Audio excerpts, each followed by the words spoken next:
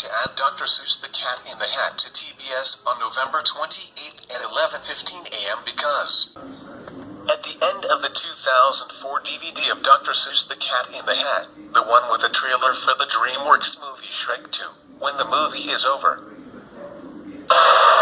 there is 1999 MPAA rated PG bumper. Just like the 2010 DVD of Despicable Me, the 2014 DVD of The Little Rascals Save the Day, the 2014 holiday gift set of Despicable Me, and the 2014 Blu-ray of Beethoven's Treasure Tale. And the end of TBS's airing of Dr. Seuss the Cat in the Hat. Not this one. Just go to Home Alone.